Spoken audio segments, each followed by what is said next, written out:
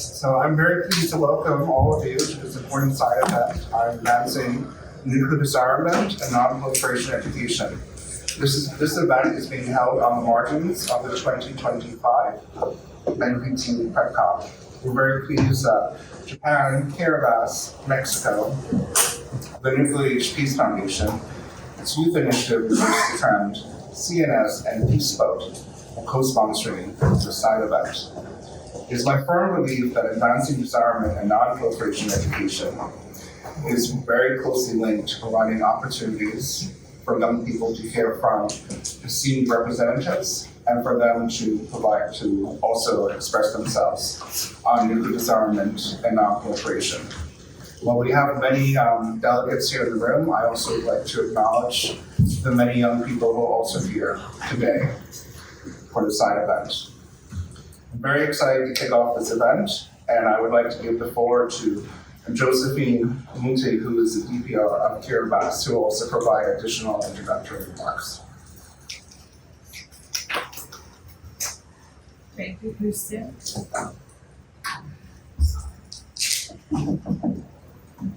you, Christian. And a very good afternoon to distinguished representatives, ladies and gentlemen.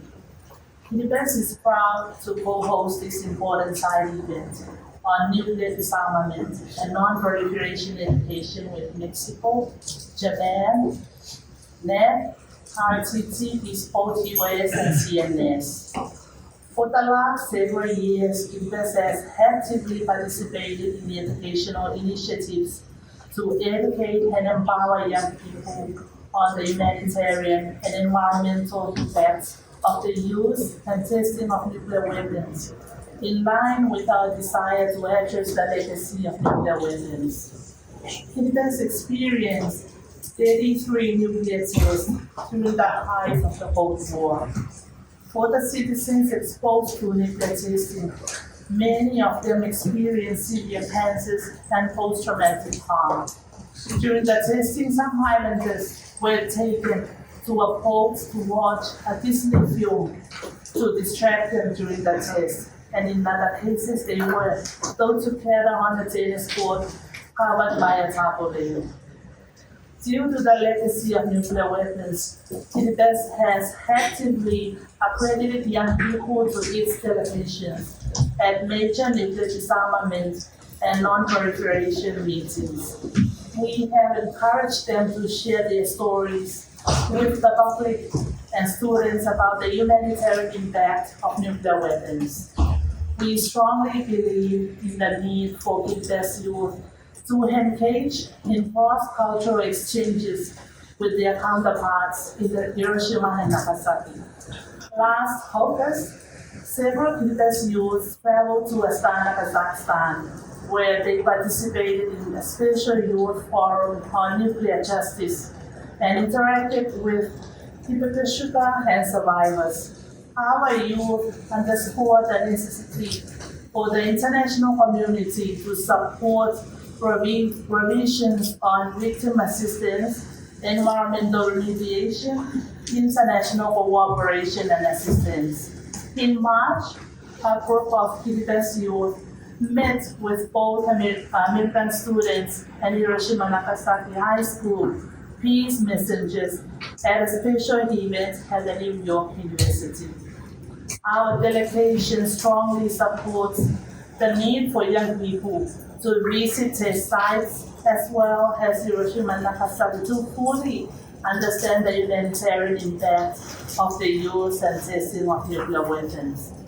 Distinguished colleagues, before I conclude, I would like to briefly express the need for state parties of the NPT to provide more opportunities within plenary meetings for young people to express their views on the humanitarian and environmental impacts of nuclear weapons. States parties should actively accredit young people on their delegations and encourage them to deliver their testimonies about the impact of the use and testing of nuclear weapons. It is also critical for states parties to encourage educational institutions to discuss the humanitarian impacts of nuclear weapons and convene exchanges amongst you so they can learn from one another and develop strategies to address the legacy of nuclear weapons. I thank you for listening to my comments and I look forward to hearing from the panelists. Thank you so much, Josephine, for your inspirational remarks. I'm also so proud to work with you as your advisor on disarmament affairs. Next, we will hear from the ambassador, permanent representative of Japan to the CD, Ambassador Tomito Ishikawa. Thank you very much. And we are very happy to co-organize this event together with our colleagues from Kiribati and Mexico. And particularly, we'd like to thank our Kiribati colleagues for taking the initiative in organizing this event. For Japan, conveying the reality of nuclear weapon use is really at the core of our efforts regarding nuclear disarmament and non-proliferation education. I'd like to touch upon two kind of main concrete actions area in this regard. First is to raise awareness of state parties to the NPT or among the UN member states. So last week, I had the honor and the pleasure of delivering a statement regarding the importance of disarmament and non-proliferation education on behalf of 96 state parties to the NPT. Actually, we received the largest number of supports to this joint statement. We have been delivering similar statements at the NPT Preparatory committees and NPT review conferences. But this time we got the largest number of supports, including many countries from the so-called global south countries. So we are very happy about this large and expanding support to the effort of disarmament and non-proliferation education. This statement also touched upon the importance of hearing the testimonies of the survivors, Hibakusha, in this regard. And I will touch upon it a bit later in my remarks too. And Japan also leads the annual nuclear disarmament resolution at the UN General Assembly on the nuclear disarmament, which also includes the importance of disarmament and non-proliferation education. This resolution was supported last year by more than 150 countries. More concretely, particularly regarding the engaging young people and giving young people opportunities to express themselves on this subject matters, Japan has been conducting several specific contributions to concrete projects. One long-standing project is the UN Disarmament Fellowship Program. This is dedicated for young diplomats who are inspiring to engage in disarmament non-proliferation area. And Japan every year invites the group of these diplomats to visit Japan, including Hiroshima and Nagasaki. And I met, actually, in Geneva and Vienna, we also have the opportunities to meet the every year fellows, but also including their alumni. And actually, when we meet those former fellows, many of them tell us how their visit to Hiroshima and Nagasaki was so impressive, particularly their conversation with Hibakusha, and how that really inspired them to continue their career in this area. So we are very impressed by their impression too. And it also tells how effective the visits and the conversations with those who are affected are in the nuclear disarmament and non-proliferation education. And we are also giving opportunities to young Japanese students to go out and express their views. It is called Youth Communicators for the World Without Nuclear Weapons. Japanese government has been supporting this, supporting them by this program for more than 10 years. So this gives Japanese young people to communicate the realities of atomic bombing in their own words to international community and also engaging with the youth from various countries and to learn also in these exchanges. They come to Geneva every year, and we are also looking forward to welcoming them again in Geneva this year. A new project that Japan initiated together with UN Office on Disarmament Affairs is the Youth Leaders Fund for a World Without Nuclear Weapons. This initiative was announced by the then Prime Minister Kishida at the NPT Review Conference in 2022. And Japan made a contribution to UNODA, and this program is running from 2023 to 2030. And this program is open to a wide range of youth from all over the world and quite diverse in background. It doesn't only concern diplomats or government officials, but it is open to people from the private sector, academia, civil societies, etc. We understand that the first cycle is has been already implemented quite successfully, and UNODA is now launching the second cycle of this program, and we are very happy to be able to contribute to this new initiative to engage more young people from very different backgrounds. Thank you very much.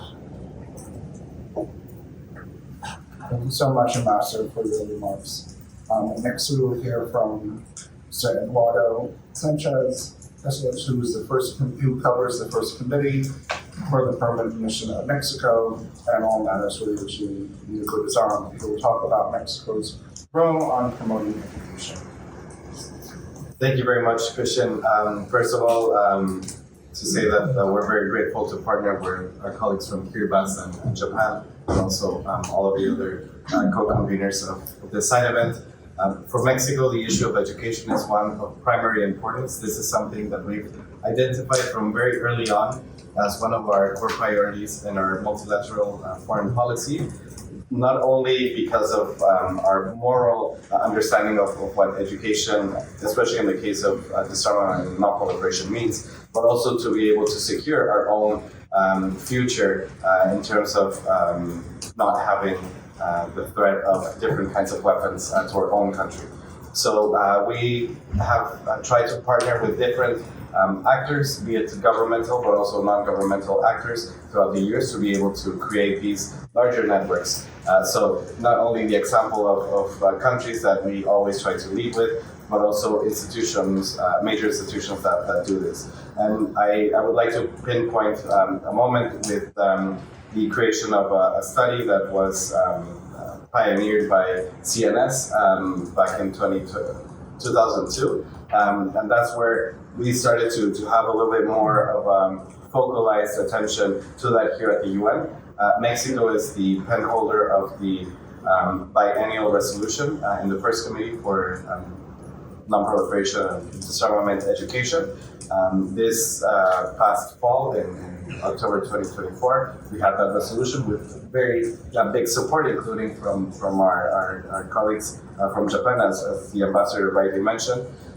It's usually a resolution that garners a lot of support. It's usually passed by consensus, There have been only a couple of instances where there's voting on some paragraphs because of the very political question by some member states, but in general, there's full support by the 193 member states in this regard. So the resolution not only talks about that study from 2002, but also asks member states to provide their own inputs on how they have been implementing any strategies regarding education. That's a good opportunity to showcase their own contributions, commitments, but also to make sure that others could be inspired by this. This last report by the Secretary General that has the compilation of member states and other institutions is the one that has had the highest record of submissions, which we are very thankful for, member states and other stakeholders.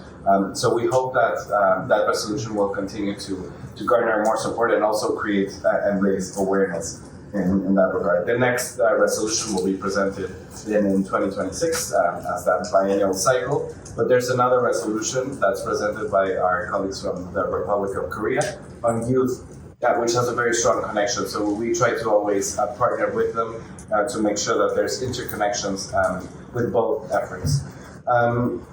And I would just like to raise two very specific things of Mexico's engagement with education.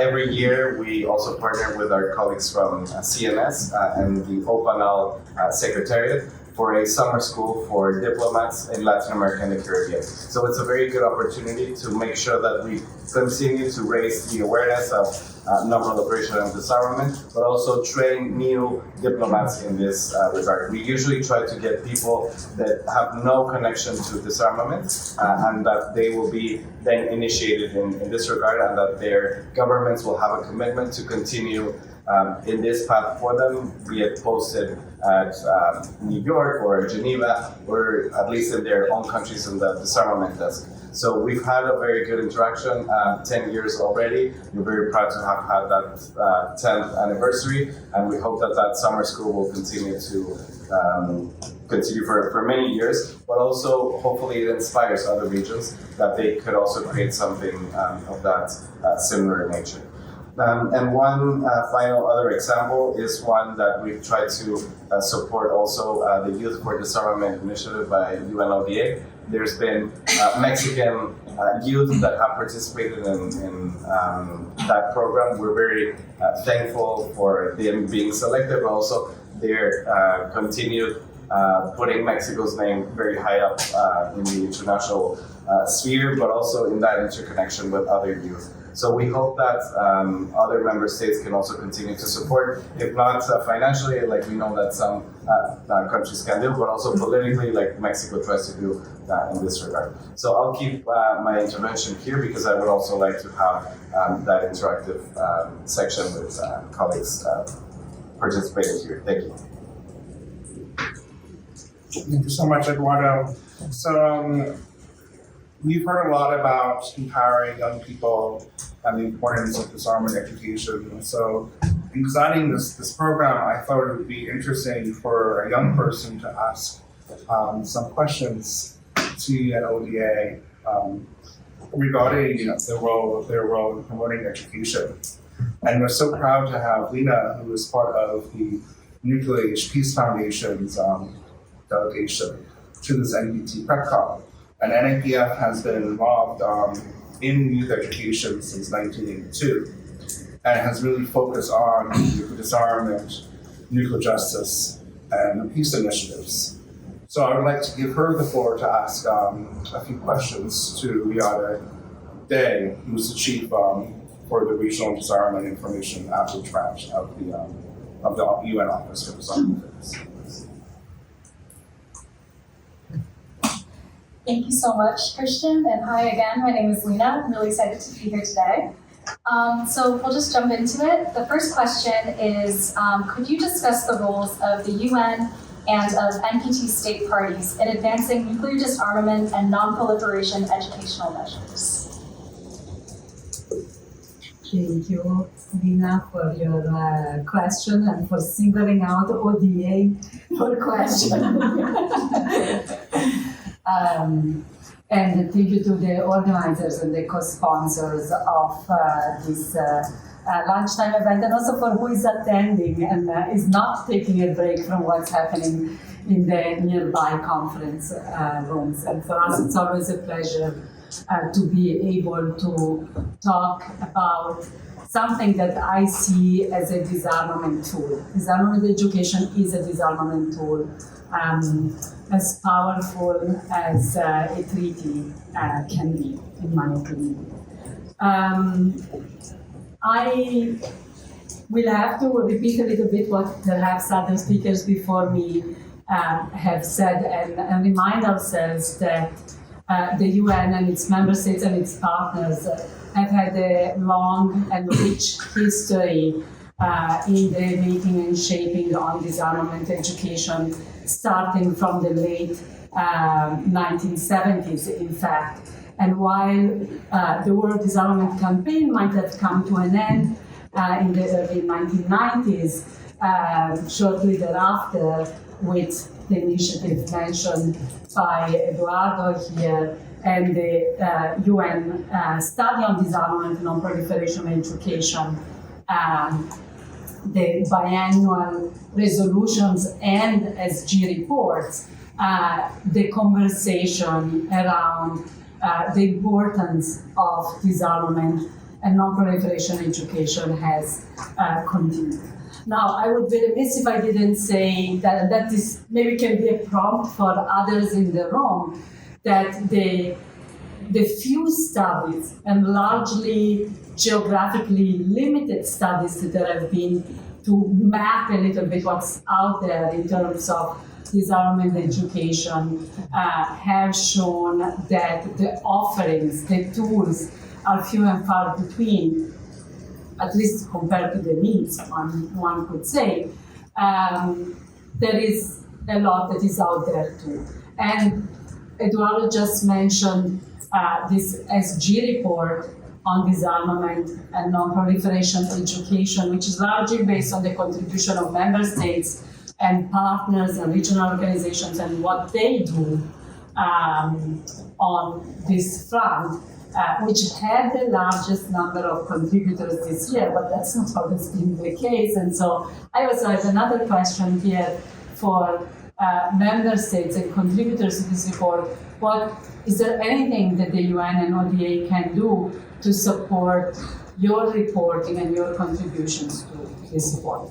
But I digress. What I wanted to say is that the contributions show that there is richness of offering, if bespoke to a specific country or limited in numbers, but a lot to learn from one another on what we develop as tools and offerings on disarmament education. And ODA has, I feel I have to say, but of course I'm biased in judging ourselves, has also tried to expand its offer. We have a dedicated, what you would call a one-stop shop disarmament education website. We have a disarmament education dashboard, which is a fancy word to say that we are gathering a lot of online, self-paced, in most cases free online learning resources. Some are generic in character, introducing the issue, the topic. Others are very specific, if you will. They speak more to the technocrats. And I think we need to acknowledge that there is also an important overlap, and Eduardo and actually everyone mentioned it before me, on how important it is to reach audiences at where they're at. And in this sense, I think doubling down the efforts on youth education with disarmament and non-proliferation education is particularly important. I'm not a pedagogist, but I am told by colleagues in this field that the younger you are, the less settled your worldview is. And that's why it's important to catch, I mean, it seems that we're proselytizing here, but to really introduce the topics at an earlier age. And what we are noticing is that the offerings, let's say in terms of disarmament education, and to educators also, are fewer the lower the age gets. And I think there's also another gap to mention, which is the geographic reach of our offers. And it goes through simple things like language, for example, or the tools that are used. And clearly, an international organization or an international program can't reach that level of granularity, and that's why it's very important to work through networks and through educators all over the world, frankly speaking, and not only, if you will, on the westernized or developed side of things. Another, in connection to this importance of working on youth, I did want to spend a couple of more words on what our CD ambassador mentioned earlier, which is this wonderful opportunity that Japan has given through the UN to, I want to say, the world, to deepen education on nuclear disarmament and non-proliferation. And in designing this program that has started in 2023 and will, well, I'm hoping it will be extended at some point, but like for now it ends in 2030. With my colleagues in ODA, we've been very deliberate in designing it in a manner that tries to reach those people that don't look like, well, they don't look like me because they're much younger than me, but they don't look like us in the room, that don't look necessarily as your future diplomat, but that can look as the future scientists that will be awake to the issues of disarmament, non-proliferation, or your future journalist, or your future academic. Because it's important for disarmament education broadly, and then also when it comes to nuclear disarmament specifically, to reach broader audiences than those that might be traveling in or visiting these corridors, right? So the famous breaking the silos and demystifying disarmament and linking it up much more simply, if you will, to other parts of our daily lives, whether it's the environment, beyond security, whether it's the environment, for example, or whether it's connecting to communities, to the points raised by our city ambassador and our Kiribati, and personalizing the stories. And we're seeing a lot of traction and a lot of interest. You know, it's a small program that only is offered to 100 people every 2 years. And this year we had 8,500 applications, which shows really the hunger out there for this type of endeavor. By the way, it's the second phase that we're starting, and it's 4 times the applications we received 2 years ago for the first phase. So the need and the desire, the clients, let me put it this way, in business terms, are there. And if these 8,500 are testament to anything, it also means that the UN by itself cannot address this need, this desire, this hunger. And thus the need for not only long-term investments such as Japan has done, but also the need for partnerships again. And for now, maybe I'll stop there because I don't know if maybe others would like to comment on this. And you mentioned questions with an S, and so I want to give space for that too. Thank you. Thank you so much. Is this thing on? Okay. Thank you so much. And that was great. One thing that I heard you mention a lot is about reaching different audiences. So now I'm wondering, how can we promote nuclear disarmament and non-proliferation education? Thank you. And I do want to give I know maybe I'm going off script and off choreography here, but I think we have a lot of other colleagues around the table, so if anybody wants to jump in, I think we should give the opportunity to. So you mentioned different audiences, and I guess I'll repeat some of what I've said earlier, which is that in designing whether it's campaigns or programs or projects or initiatives, even events such as this one,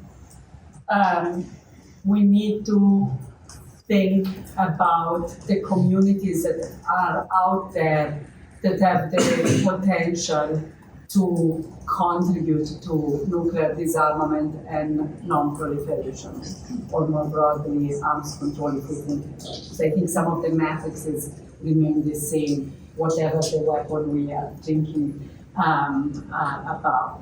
And so it's thinking really about the audience not as a monolith, but as different generations and different communities of practice. So that would be one, and to give you the example of the YLF, as we call it amongst friends, the Youth Leader Funds for a World Without Nuclear Weapons. I don't know if I said it earlier, but this second phase is really trying to focus on journalists, storytellers, and people that might have an interest, not necessarily professional, but in terms of hobby, to enter the realm of sharing information, which is now a very democratized thing, right, with social media and so forth. So that's just to give you an example. The other way that I see is that it can be very easy to fall into a narrative of doom and gloom. But when you enter that space, you lose attention and engagement. It's a very human reaction, let's say, to shut down. These days, when you see too much negative, you feel very disempowered and you say, well, there's nothing I can do about it. So let me doom scroll some other socialized Instagram account, for example. So it's important to present stories in a way that give agency, that show really the ways in which anyone at any level can contribute, whether as a future diplomat, whether as a layperson, whether as a student, whether as a young person. What are spaces for people to engage, be active, contribute, do something about it, to put it simply. And then, again, to your question, I think, and I've mentioned it before, we need to diversify the offer and perhaps geographically tailor things a little bit and meet people where they are at, as I say. Like these days, I feel maybe there are parts of the world that feel more strongly or have become reawakened to the nuclear threat and nuclear risk discourse. But there are other parts of the world that may feel that for them, the daily threat comes from another type of weapon, for example, right? But the use of a nuclear weapon would not, is not confined to borders. So how can you reach these other audiences to tell them a compelling story about these issues? And I don't know, for now, I guess I'll stop here. Thank you very much. And then one thing that you and everyone else who's spoken so far has mentioned is the importance of uplifting the next generation in this conversation. So my final question is, how can we provide a space for young people to express themselves? So maybe that's a question that could be put a little bit to the member state representatives in the room.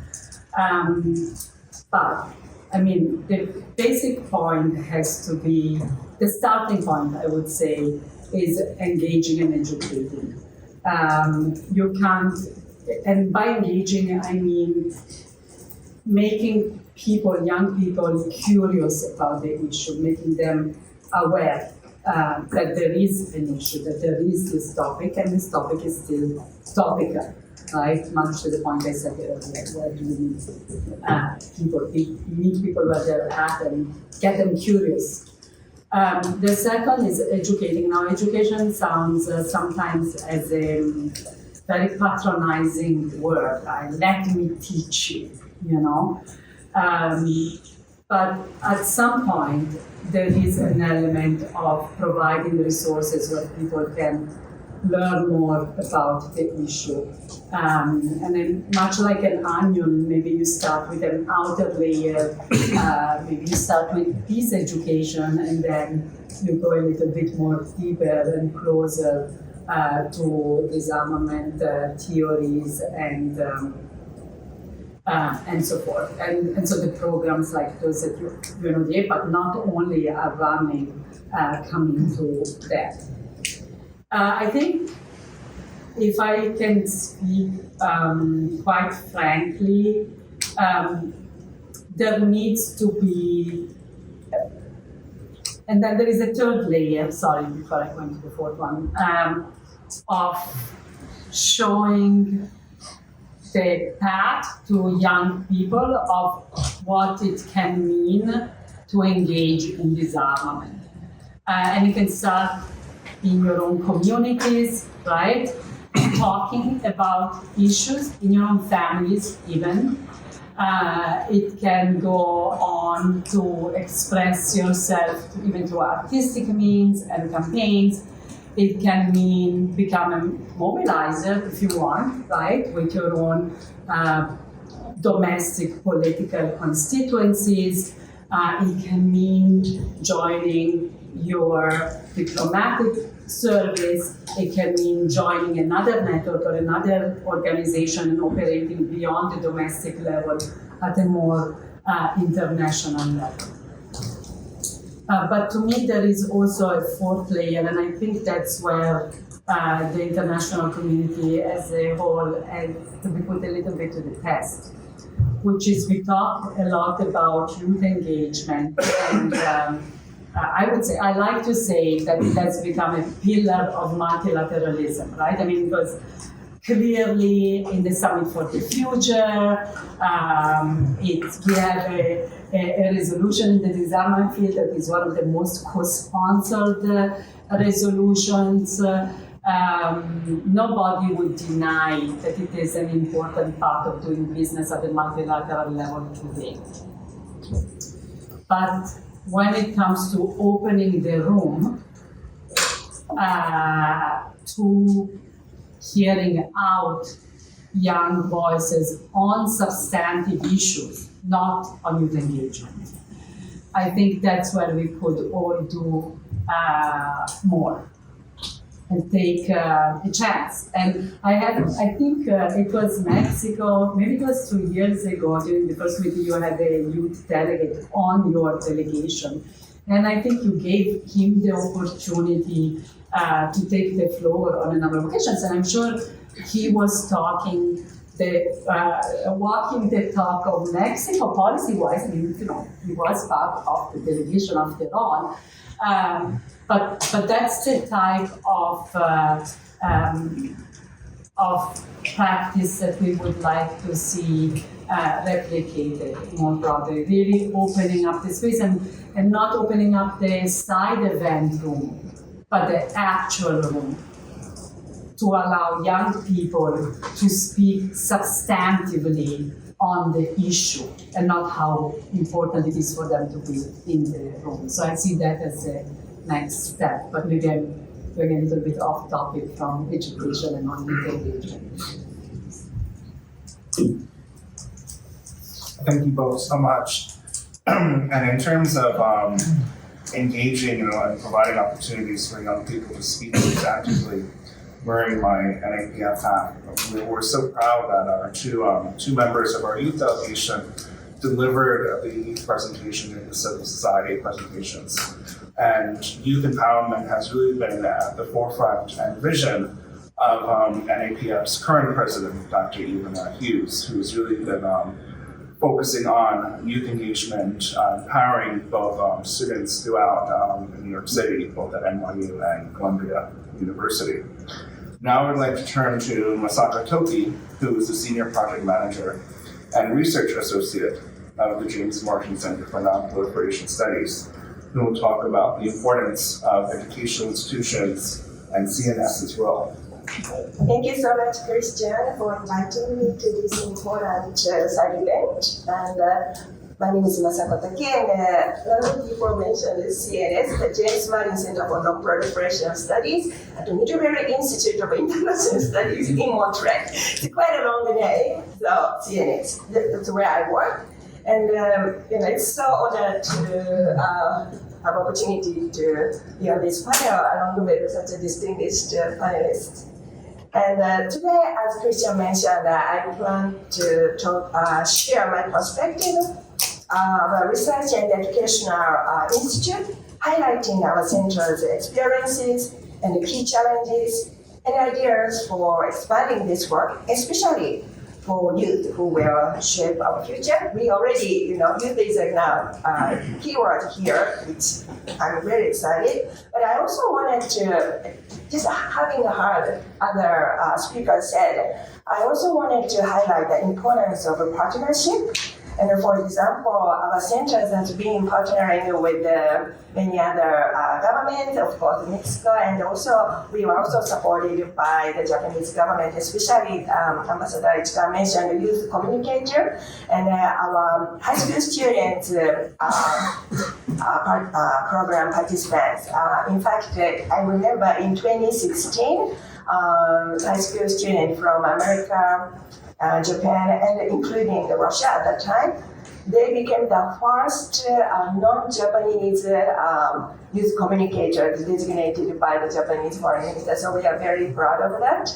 And just looking around this room, I just feel we are so very much supported by other organizations as well. So I really wanted to express my appreciation. And but there are lots of challenges. So I don't want to end my talk with the challenges because we always, work to overcome challenges. But we need to admit there are lots of challenges in disarmament education, and more generally disarmament and non-proliferation. So whenever I talk about non-proliferation and disarmament education, I love to quote this famous one. I'm sure that everybody knows that. Like UN Secretary General Kofi Annan once said, education is the most effective form of defense spending. This quote really reminds us why this work is so crucial. And of course, there are many encouraging initiatives, as already mentioned, UNODA's Youthful Initiatives, which I love, and I always promote youthful disarmament to our students, and also Japan's Youth Leadership Fund. But reality is that education still receives only a small fraction of the resources allocated to the military spending, and we really must advocate for education as a central strategy for addressing nuclear threats. And this funding gap affects not only students and schools, but also institutions like ours that play a vital role in training educators, developing the materials, and reaching wider, more diverse audiences. Sustained support is essential to meet growing demand. But despite these challenges, we remain hopeful. We've seen how disarmament education can empower young people, and those experiences really fuel our continued efforts.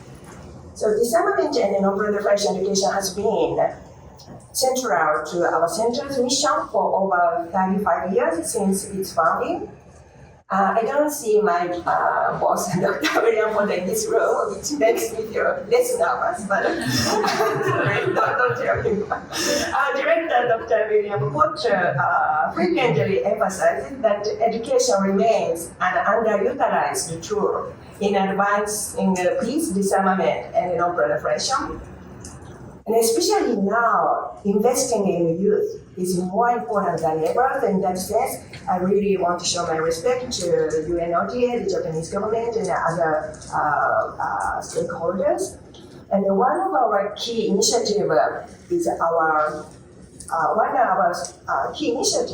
our school's master's program in non-proliferation and terrorism studies, which combines academic coursework with practical training, including internships with international organizations.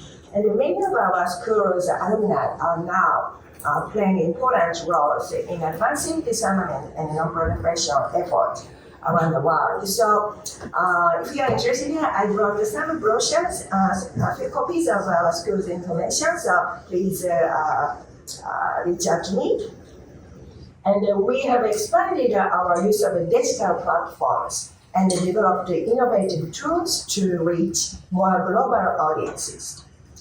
And a major focus of my work is a critical issue forum project for high school students from across the United States, Japan, and starting this year, we started engaging India and Pakistan. So if you are interested in, I'm happy to share more about this project. And I really believe diversity is essential both geographically and socioeconomically. We actively seek to engage students from underserved communities who often bring unique perspectives. So these students, however, are frequently excluded from international dialogue due to limited access to resources or networks. So by creating inclusive spaces and reducing the barriers, we help ensure that disarmament education empowers all young voices, not just those from privileged backgrounds. We also work closely with the teachers, of course, because the teachers have a very important role in this field. Yet, many teachers lack the training and the resources to teach these complex topics. So that's why institutions, educational research institutions like us and many others, trying to provide support, educational materials, and professional development opportunities. Even with growing programs like ours often face underfunding. Time constraints and competing academic priorities also pose challenges for both students and educators. But I always believe there is a solution, and I was thinking what Lena asked, how to promote disarmament education, especially younger generation. There are many different ways to do that, but one thing I really think is important is to connect disarmament, non-proliferation with other social justice issues and other global challenges. This way, students who may be interested in racial justice or global warming, they can also find some commonality with those field and disarmament issues. Whenever we conduct disarmament education, we emphasize the catastrophic humanitarian consequences of nuclear weapons and the importance of learning from Hiroshima, Nagasaki, and the nuclear testing survivors. So these lessons open their eyes to major global issues they might not otherwise encounter. This brings nearly 100 students from the US, Japan, and for the first time India and Pakistan joined our annual conference in Montreal, marking the 80th anniversary of the atomic bombings. And I am strongly convinced that engaging young people from around the world, including these countries, is essential to promote disarmament. Their presentations were thoughtful, creative, and very interdisciplinary. They blended science, technology, storytelling, and art into their presentations. And the students also develop essential skills in critical thinking and cross-cultural communication, both key to addressing global challenges. In this sense, we are striving to engage as many schools as possible, and reaching new schools is not always easy. But a strong teachers network, especially existing teachers network, and the local partnerships help us bring disarmament educators to students who might otherwise be left out. For that purpose, just one example, one exciting development at our school has been our new collaboration with our school, Literary College's regular teachers network. Originally started with English teachers, but this network has a diverse group of high school educators. So I began working with this network in 2023, only 2 years ago, but many of them had never previously encountered nuclear issues. So this partnership has proven to be both meaningful and mutually beneficial.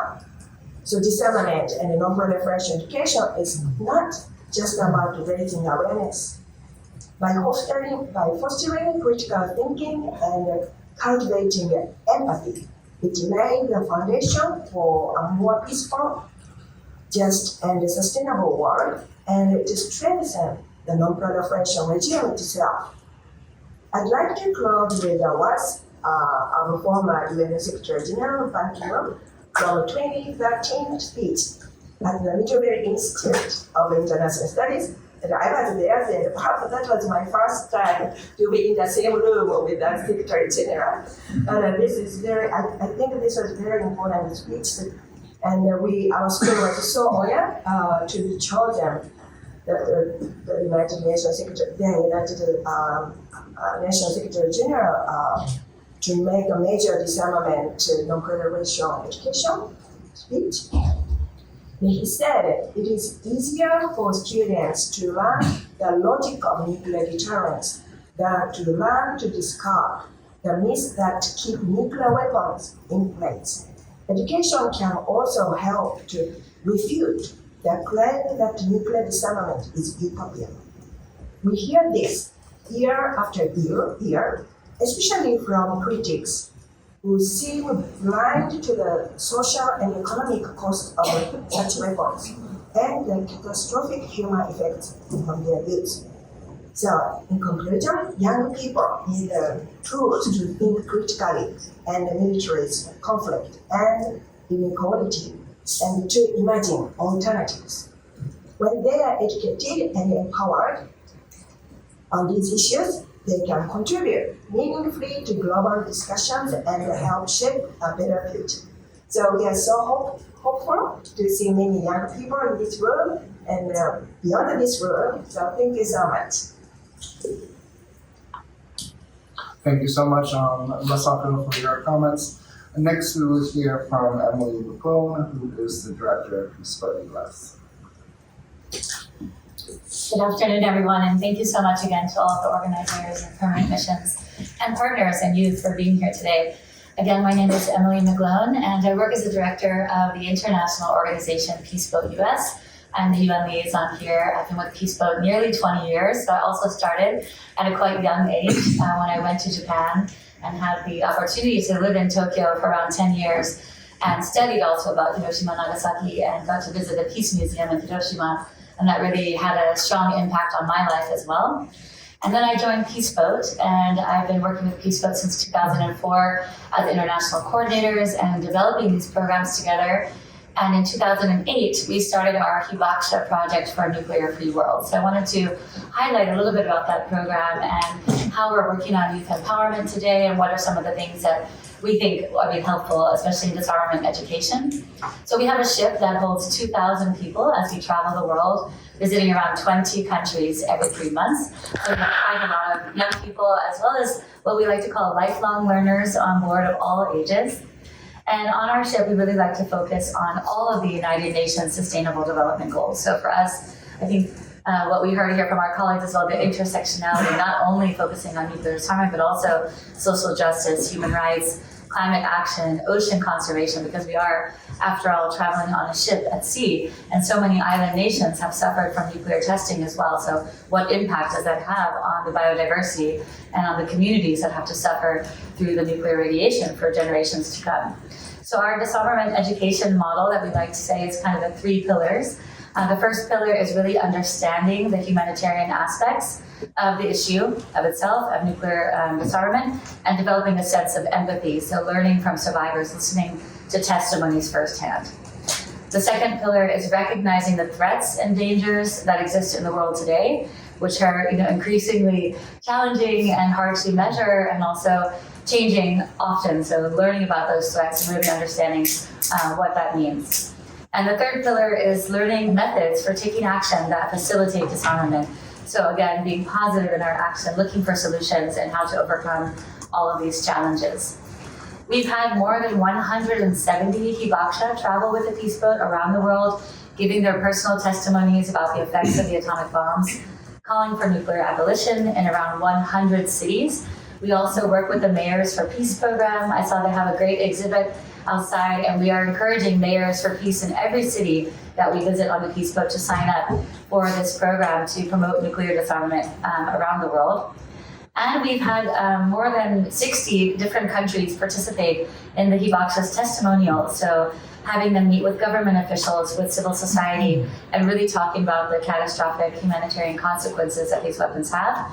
And that's also, I think, playing a very strong role in supporting things like the TPNW, the Treaty on the Prohibition of Nuclear Weapons, which we always encourage everyone in every country to sign on to. And we think that the survivors' stories have had a strong impact on the success of the TPNW. Even more recently, we were participating in the meeting of states parties as well, and supporting the work of ICANN, the International Campaign to Abolish Nuclear Weapons. We're also on the steering committee of ICANN, so we sail on our ship with the logo of the SDGs as part of the official SDG Action Campaign of the United Nations. And we have the logo of ICANN, so everywhere we go, we're raising awareness for sustainable development and disarmament together.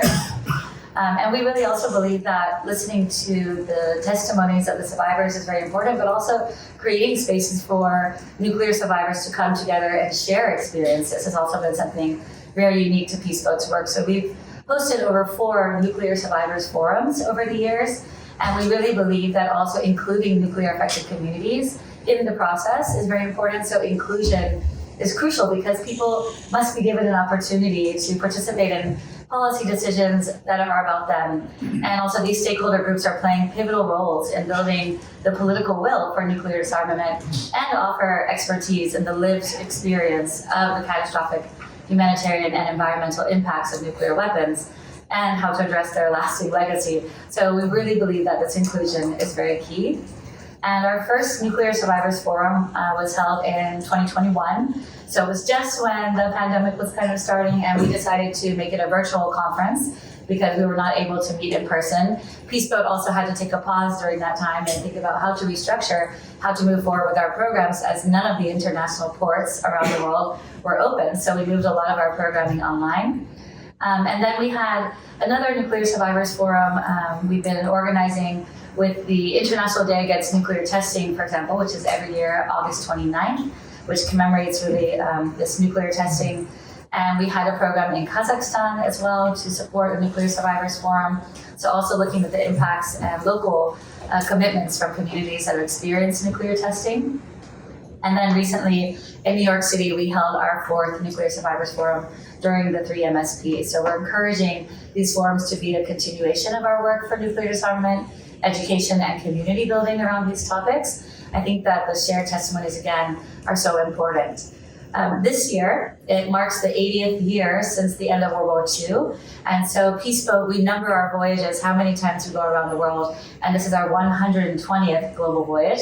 And we are carrying out a very special project called Time for Peace. So this program is rooted really in Peace Boat's founding philosophy as we were created around peace building and partnerships, especially in Asia, as the founders were from Japan. And this is really to shape our peaceful future together. It's an initiative that will amplify the voices of those impacted by war, past and present. It will also connect individuals and organizations dedicated to peace building and conflict prevention around the globe. So another strong pillar of our work is really prevention of conflicts. So we are the steering committee also of GPAC, the Global Partnership for the Prevention of Armed Conflict, which is also a key part of our work. We know that once the conflict starts, it's very difficult to change course. So preventing the conflict is very important for us, and that is also part of our disarmament education. And among the participants that we have on board the ship, we'll have members of the 2024 Nobel Peace Prize recipients, Nihon Hidakyo, the Japan Confederation of A-bomb and H-bomb survivors from the organizations in Japan. We have representatives of the 2017 Nobel Peace Prize, ICANN, and we'll be doing all kinds of media programs during this entire voyage. So one of the highlights that I wanted to mention today is that we have a Nobel Peace Center on board, and it's Peace Prize exhibition. It's entitled A Message to Humanity. This is from Nihon Hidakyo. So we're really excited to bring this exhibition traveling all around the world on the ship. And our boat will be docking in New York City on June 29th with this new Nobel Peace Prize exhibition on board. So I'm very excited. We've been in touch with UNODA and other partners on how to bring this to life and encourage people in New York City and others to join us on board the ship. And then we will be organizing also a Youth for the SDG Scholarship Program, which is part of our work in bringing in the voice of not only young leaders, but experts in the field of ocean, climate, and sustainable development to look also at the impact of nuclear testing and nuclear weapons. We've been working very closely with small island developing states or big ocean states whose territory is mostly ocean. Kiribati has been a strong leading government partner for us as well, and we're taking these conversations to the United Nations Ocean Conference in France. And then this summer, also for any young people 18 to 30 years old, we have a scholarship program. It's called the Youth for SDGs, and we'll be visiting Jamaica, Panama, Costa Rica, and Mexico this summer in Manzanillo. So I'd be really happy to partner on this and try to bring the voice of disarmament to all of the SDGs and to create that partnership that we all seek as we continue to work in this ever-challenging political climate. So thank you so much for everyone for having us here today. Thank you so much, Emily. And now I'd like to open up the floor for Q&A. Anyone have any questions?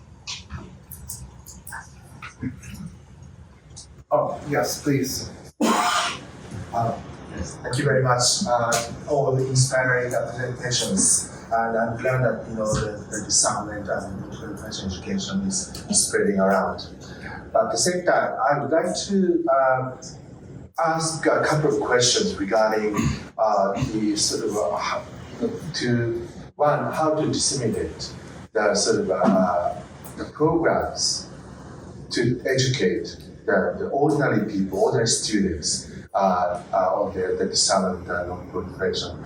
I'm teaching at university, and we don't have any particular program or a class on disarmament and non-proliferation. So I do some teachings, but unlike Montreal, for ordinary university, it's really difficult to specifically designate a couple of classes. Then, maybe one possible solution is to make an online network and then have then offering a joint class across the sort of the nations. And for SDGs or some emerging technologies, our university have partnership with several universities outside Japan and do joint classes. So one solution for further dissemination of education is possibly kind of networking of educational institutions. And what do you think about that? The second question is, even Masako touched upon the phrase by Mr. Ban Ki-moon that deterrence is easy to teach, but at the same time, the problem is obviously that security is the important aspect of disarmament and non-proliferation. But now, I think your remarks are mostly focusing on the normative aspect or emphasizing norms and also the morality of disarmament. But so, how do we teach to bridge this normative aspect and security aspect? So, thank you very much. Thank you. Thank you for the very first question. Was not too difficult for me to answer, but it's not easy. Okay, so let me say this. There is no silver bullet. I think the important thing is to combine many different efforts. But one thing I feel is very effective is especially for the undergraduate or even graduate school who that do not have specialized courses. I think internship program or fellowship program are quite effective. So, for example, I'm also in charge of undergraduate internship program, and this is open to anyone. And most of the applicants are from the school that don't have special courses. But again, there is a lot of challenges. So we need to have a funding because we do not want to have any unpaid internship because we do not want to just support privileged students. Some students need to have a financial support. And I also, Akiyama Sensei already mentioned that partnership with other schools is really important. And I think we are still at the early stage of a partnership. And I really think we should pursue the more possibility, like a global partnership. Like if our school can partner with your university, that would be really great. And also, we would also like to have a partnership with the other countries' school. We could provide some non-proliferation courses, but definitely there are lots of things we can learn from a partnered organization.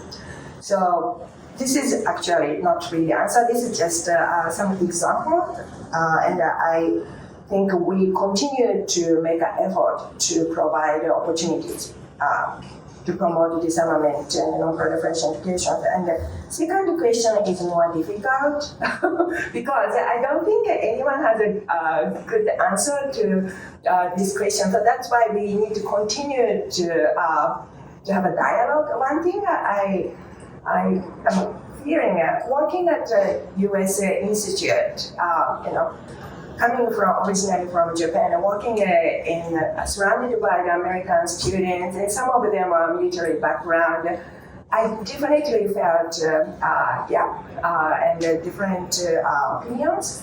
But I don't think there's any single silver bullet. But I think it's important to create a space for dialogue where people who has a different opinion can talk candidly, and we need to continue this effort. And so this is perhaps other people may have a better answer, but this is something that I am hearing almost on a daily basis. So I'm gonna stop here. Thank you. Thank you, Christian. Maybe I just wanted to pick up on what Masako mentioned right now. I'm a former, I'm an alumni of Monterey. So I would say that the idea of the diversity of opinions, I think, is crucial for education.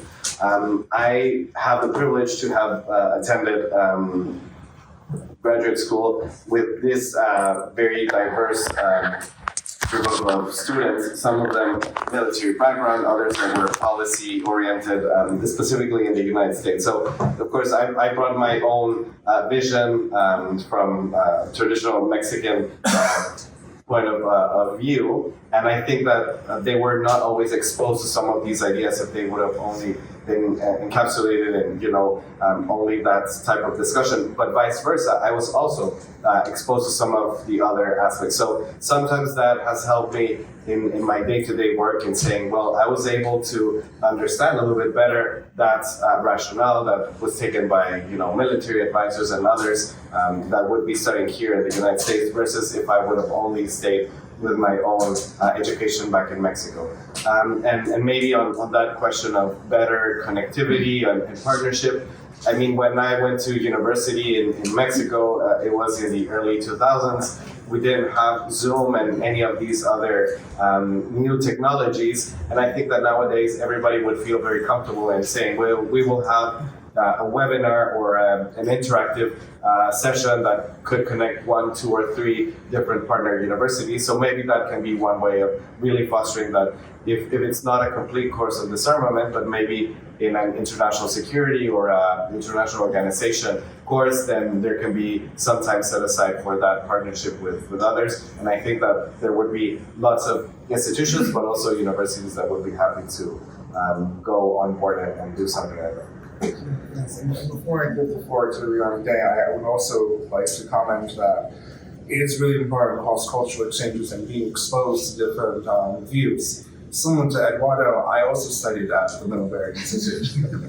And for me, in many of the classes, it was interesting to hear the point of view from military officials or those who are studying at the post-naval school regarding neorealism and hard security issues relating to nuclear weapons and WMDs, while they also listened to my views on nuclear disarmament and activism. And I know that Rihanna Day would like to provide a few comments on this. I didn't do the middle school, so I bring the diverse experience.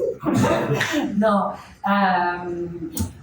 Well, I just wanted to mention, sorry for some self-advertisement here, but I agree that short of a full-fledged curriculum dedicated to the issue, partnerships, webinars, bringing an expert as part of another, I don't want to repeat what Eduardo said, but that could be a good in. And now there are some online materials, self-paced, even just videos to introduce the matter, and I encourage you really to scour our website because some of it is available and you could just use part of it or all of it or look at it and say, no, this doesn't fit my audience, but still something is there.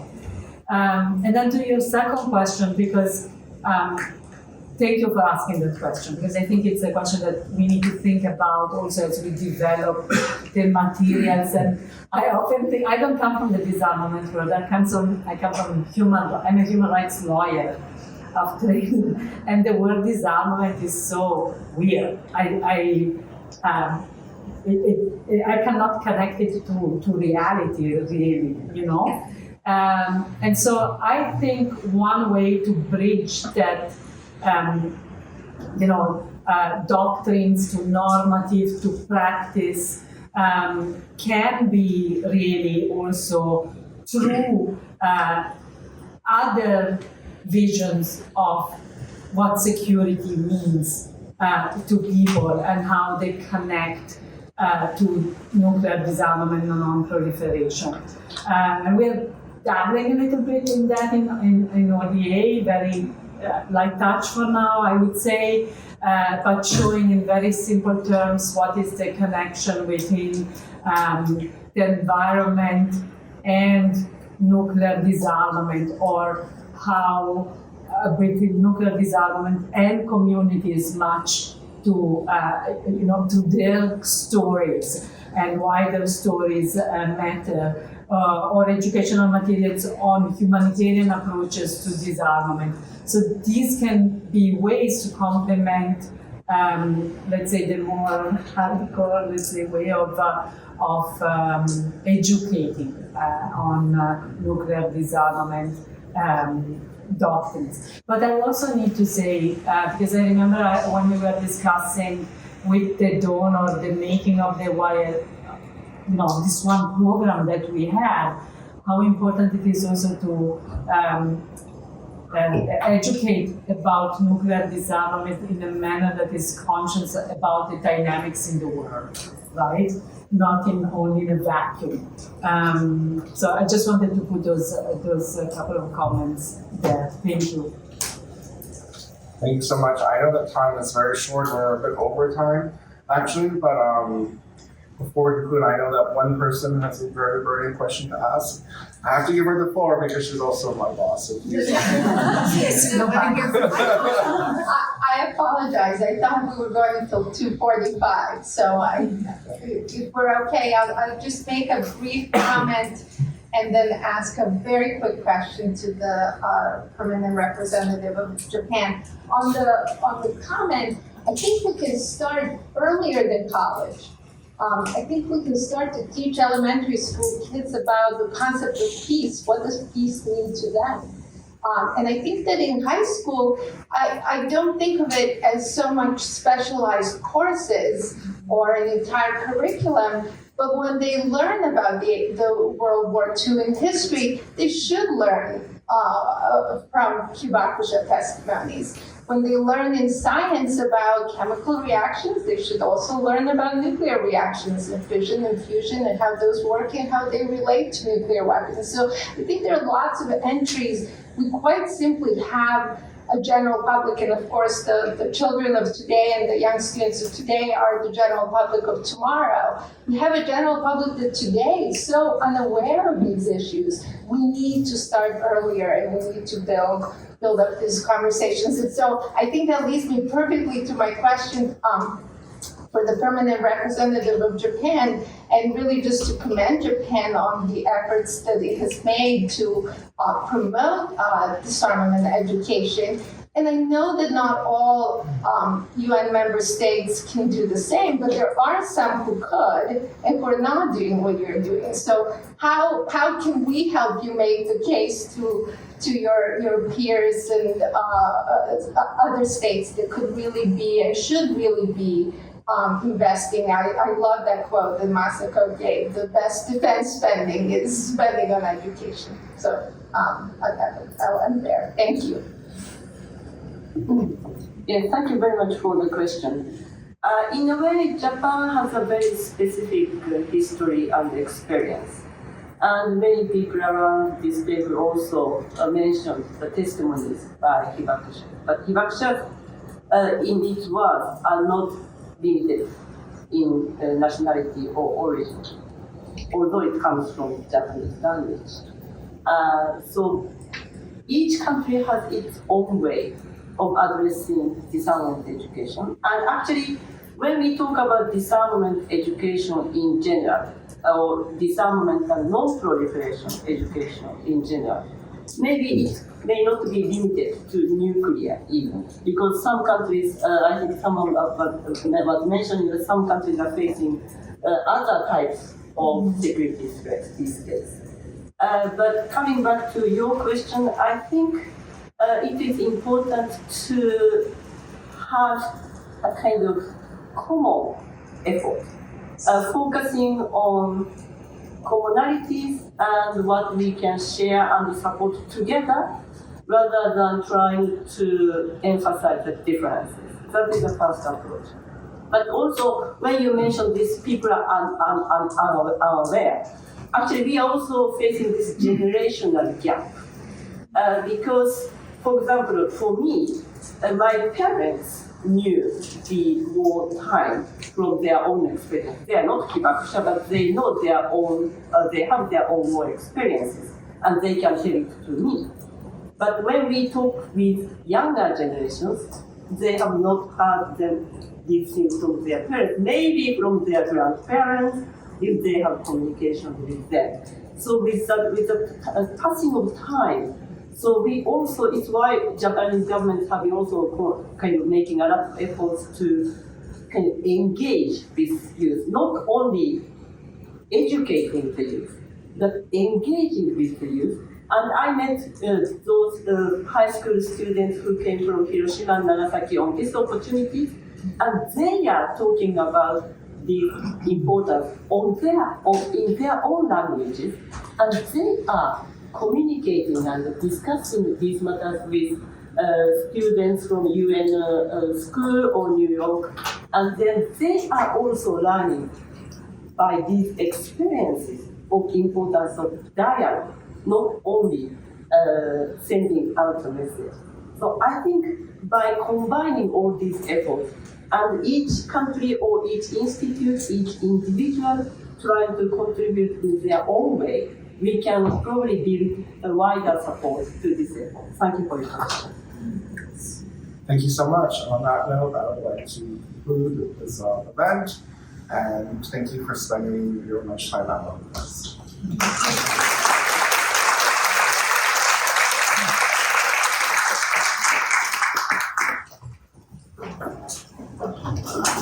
Thank you.